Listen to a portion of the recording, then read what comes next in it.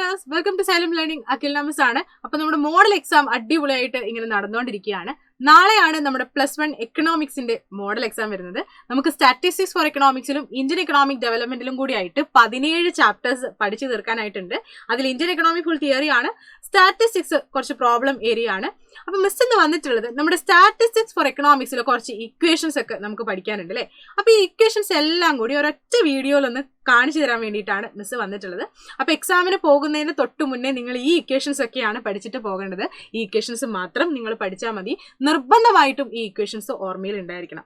അപ്പൊ നമുക്ക് ആകെ സ്റ്റാറ്റിസ്റ്റിക്സ് ഫോർ എക്കണോമിക്സിൽ 3 ചാപ്റ്റേഴ്സിലാണ് നിങ്ങൾക്ക് ഇക്വേഷൻ ആയിട്ട് പഠിക്കാനുള്ളത്. പ്രോബ്ലം ആയിട്ട് ചെയ്യാനുള്ളത് നമുക്ക് 3 ചാപ്റ്റേഴ്സിൽ നിന്നാണ്. അപ്പൊ അത് ഏതൊക്കെയാണ് ഇക്വേഷൻ, നിങ്ങൾ ഓർത്ത് വെക്കേണ്ട ഇക്വേഷൻസ് ഏതൊക്കെയാണെന്നുള്ളത് മിസ് കാണിച്ചു തരാം.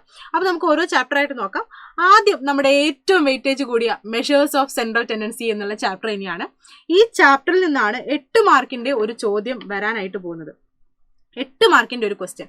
അപ്പൊ ആ ക്വസ്റ്റ്യൻ വരുന്നത് ശരിക്കും പ്രോബ്ലം തന്നെയാണ്. അപ്പൊ അത് എങ്ങനെയാന്നുള്ളത് നമുക്ക് നോക്കാം. നമുക്കറിയാം, ഒരു കണ്ടിന്യൂസ് സീരീസ് തന്നിട്ട് അതിൽ നിന്ന് മീനും മീഡിയനും മോഡും കണ്ടുപിടിക്കാനായിട്ട് പറയും. അതാണ് നമ്മുടെ 8 മാർക്കിന്റെ ചോദ്യം എന്ന് പറയുന്നത്. അപ്പൊ നമുക്ക് മീനിന്റെയും മീഡിയന്റെയും മോഡിന്റെയും ഇക്വേഷൻസ് എന്താണ് എന്നുള്ളത് നോക്കാം. ആദ്യം മിസ് ഒരു ടേബിൾ ആയിട്ട് തന്നെ ഇവിടെ കൊടുത്തിട്ടുണ്ട്. ഈ ടേബിൾ ആണ് നിങ്ങൾ പഠിക്കേണ്ടത്.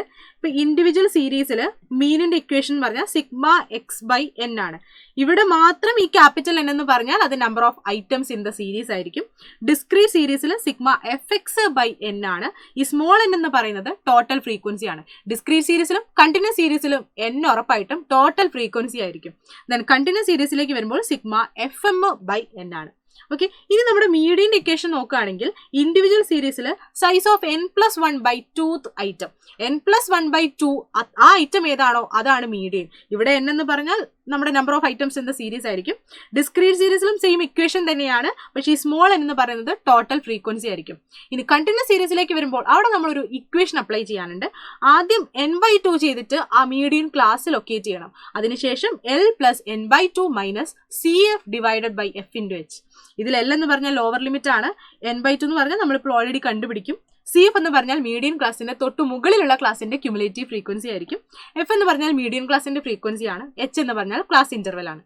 അടുത്തതായി മോഡിന്റെ ഇക്വേഷൻ. മോഡിന് നമുക്ക് കണ്ടിന്യൂസ് സീരീസിൽ മാത്രമേ ഒരു ഇക്വേഷൻ വരുന്നുള്ളൂ. മോഡ് ഇൻഡിവിജ്വൽ സീരീസിൽ ഏറ്റവും കൂടുതൽ തവണ റിപ്പീറ്റ് ചെയ്യുന്ന ഐറ്റം ആണ്. ഡിസ്ക്രീറ്റ് സീരീസിൽ ഏറ്റവും വലിയ ഫ്രീക്വൻസി ഉള്ള ഐറ്റം ആണ്. ഇനി നമ്മുടെ കണ്ടിന്യൂസ് സീരീസിലേക്ക് വരുമ്പോൾ ആദ്യം മോഡൽ ക്ലാസ് കണ്ടുപിടിക്കണം. ഏറ്റവും കൂടുതൽ ഫ്രീക്വൻസി ഉള്ള ക്ലാസ് ആണ് മോഡൽ ക്ലാസ്. അതിനുശേഷം നമുക്ക് ഇക്വേഷൻ അപ്ലൈ ചെയ്യാനുണ്ട്. L + d1/d1 + d2 × h. ഇതിൽ L ലോവർ ലിമിറ്റ് ആണ്. d1 എന്ന് പറഞ്ഞാൽ മോഡൽ ക്ലാസിന്റെ ഫ്രീക്വൻസിയും തൊട്ട് മുകളിലുള്ള ക്ലാസിന്റെ ഫ്രീക്വൻസിയും തമ്മിലുള്ള ഡിഫറൻസ് ആണ്. d2 എന്ന് പറഞ്ഞിട്ടുണ്ടെങ്കിൽ മോഡൽ ക്ലാസിന്റെ ഫ്രീക്വൻസിയും തൊട്ട് താഴെയുള്ള ക്ലാസിന്റെ ഫ്രീക്വൻസിയും തമ്മിലുള്ള ഡിഫറൻസ് ആണ്. H ക്ലാസ് ഇന്റർവെൽ ആണ്.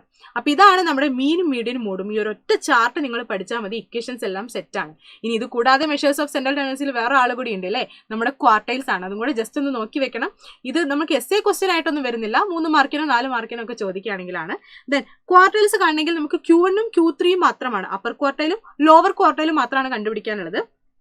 ഇൻഡിവിജ്വൽ സീരീസിൽ മീഡിയൻ പഠിച്ചു കഴിഞ്ഞാൽ സിമ്പിൾ ആണ്. മീഡിയൻ അതേ ഇക്വേഷൻ ആണ്, മീഡിയന്റെ അതേ ഫോർമാറ്റ് ആണ്, ചെറിയൊരു വ്യത്യാസം മാത്രമേ ഉള്ളൂ. അപ്പൊ സൈസ് ഓഫ് n+1/4 ഐറ്റം ആണ് നമ്മുടെ Q1. അങ്ങനെയാണെങ്കിൽ Q3 എന്താണ്?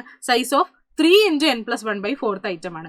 ഇതേപോലെ തന്നെയാണ് ഡിസ്ക്രീറ്റ് സീരീസിലും. ആ ക്യാപിറ്റൽ N മാറി സ്മോൾ n ആവും. അതായത് നമ്പർ ഓഫ് ഐറ്റംസ് മാറി ടോട്ടൽ ഫ്രീക്വൻസി ആകും. ഓക്കെ, പിന്നെ നമ്മുടെ കണ്ടിന്യൂസ് സീരീസിലാണെങ്കിൽ മീഡിയൻ ചെയ്ത അതേപോലെ തന്നെ n/2 വരുന്ന സ്ഥലത്തൊക്കെ n/4 ആകും. അതുപോലെ തന്നെ Q3 ആകുമ്പോൾ 3n/4 ആകും. ആ ഡിഫറൻസ് മാത്രമേ ഉള്ളൂ. അപ്പോൾ മീഡിയൻ പഠിച്ചാൽ നിങ്ങൾക്ക് ഈസി ആയിട്ട് കണക്ട് ചെയ്ത് ക്വാർട്ടൈൽസും പഠിക്കാൻ പറ്റും. ഇനി നമുക്ക് അടുത്തത് ഇക്വേഷൻ വരുന്നത് കോറിലേഷൻ എന്ന് പറഞ്ഞ ചാപ്റ്ററിലാണ്. ആകെ 2 ഇക്വേഷൻ മാത്രമേ നിങ്ങൾക്ക് അതിൽ പഠിക്കാനുള്ളൂ. First one Karl Pearson's coefficient of correlation ആണ്. ഇതിന്റെ ഇക്വേഷൻ അത്യാവശ്യം വലുതാണെങ്കിലും ചെയ്യാൻ ഭയങ്കര രസമാണ്. Then R = n σxy - σx × σy, then √n σx² - σx² n σy² - σy². പറയാൻ തന്നെ ഒരു താളുണ്ട്. അപ്പൊ ആ രീതിയിൽ തന്നെ പഠിച്ചു വെക്കാൻ പറ്റും. ഇതിൽ R നമുക്ക് പോസിറ്റീവ് 1 ആണെന്നുണ്ടെങ്കിൽ ആണെന്നുണ്ടെങ്കിൽ പെർഫെക്റ്റ് പോസിറ്റീവ് കോറിലേഷനും -1 ആണെങ്കിൽ പെർഫെക്റ്റ് നെഗറ്റീവ് കോറിലേഷനും ആയിരിക്കും. -1 അടുത്ത നമ്പർ ആണെങ്കിൽ നെഗറ്റീവ് കോറിലേഷനും +1 അടുത്ത നമ്പർ ആണെങ്കിൽ പോസിറ്റീവ് കോറിലേഷനും ആയിരിക്കും എന്നുള്ള കാര്യം ഒന്ന് ആലോചിച്ച് വെക്കുക. ഈ ചാപ്റ്ററിൽ തന്നെ നമുക്കൊരു റാങ്ക് കോറിലേഷൻ കൂടി ഉണ്ട്, സ്പിയർമാൻസ് റാങ്ക് കോറിലേഷൻ.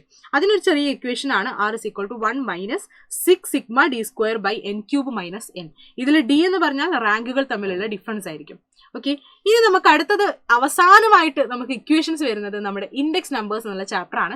ചെറിയ ചാപ്റ്റർ ആണ്, പക്ഷെ 3 മാർക്കിനും 4 മാർക്കിനും 3 അല്ലെങ്കിൽ 4 മാർക്കിനും സ്ഥിരമായിട്ട് ക്വസ്റ്റ്യൻ വരുന്ന ഒരു ഏരിയ ആണ് സിമ്പിൾ അഗ്രിഗേറ്റീവ് പ്രൈസ് ഇൻഡെക്സ് എന്ന് പറയുന്നത്. അപ്പൊ ഇവിടെ ഇതിന്റെ ഇക്വേഷൻ എന്ന് പറഞ്ഞാൽ P01 എന്നാണ് നമ്മൾ ഇൻഡെക്സ് നമ്പറിനെ കാണിക്കുന്നത്. σP1/σP0 × 100. ഇതിൽ നിങ്ങൾ ഓർത്ത് വെക്കേണ്ട ഒരേ ഒരു കാര്യം എന്ന് പറയുന്നത് P1 എന്ന് പറയുന്നത് കറണ്ട് ഇയറിലെ പ്രൈസ് ആണെന്നും P0 ബേസ് ഇയറിലെ പ്രൈസ് ആണെന്നും ആലോചിക്കുക. അതായത് 0 വരുന്നത് ബേസ് ഇയറും 1 വരുന്നത് കറണ്ട് ഇയറും ആണെന്ന് ആലോചിച്ചാൽ മതി. കറണ്ട് ഇയർ എന്ന് പറഞ്ഞാൽ റീസെന്റ് ആയിട്ടുള്ള ഇയർ, 0 എന്ന് പറഞ്ഞാൽ കഴിഞ്ഞു പോയ ഇയർ എന്ന് കണക്ട് ചെയ്ത് പഠിച്ചു വെച്ചാൽ മതി. ദെൻ ഇത് കൂടാതെ ഒരു ഇക്വേഷൻ കൂടി ഇതിനകത്തുണ്ട്, നമുക്ക് വെയ്റ്റഡ് അഗ്രിഗേറ്റീവ് പ്രൈസ് ഇൻഡെക്സ് ആണ്. ഇത് കൂടാതെയും വേറെയും മെത്തേഡുകൾ ഈ ഒരു ചാപ്റ്ററിലുണ്ട്, പക്ഷേ ഈ 2 മെത്തേഡാണ് നമുക്ക് എക്സാമിന് സ്ഥിരമായിട്ട് ചോദിക്കാറുള്ളത്. വെയ്റ്റഡ് അഗ്രിഗേറ്റീവ് പ്രൈസ് ഇൻഡെക്സിൽ തന്നെ 2 ഇക്വേഷൻസ് ഉണ്ട്. 2 ചെയ്താലും നമുക്ക് ഒരേ ആൻസർ ആണ്, പക്ഷെ നമുക്ക് ക്വസ്റ്റ്യനിൽ ഏത് വർഷത്തെ ക്വാണ്ടിറ്റി തരുന്നു അതിനനുസരിച്ച് ഒരു മെത്തേഡ് നമ്മൾ ചൂസ് ചെയ്യുക എന്നുള്ളതാണ്. ലാസ്റ്റ് പേയേഴ്സ് പ്രൈസ് ഇൻഡെക്സും പാസ്റ്റ് കീസ് പ്രൈസ് ഇൻഡെക്സും. ലാസ്റ്റ് പേയേഴ്സ് ബേസ് ചെയ്തിരിക്കുന്നത് നമ്മുടെ ബേസ് ഇയർ ക്വാണ്ടിറ്റിനെയാണെന്ന് ആലോചിക്കുക.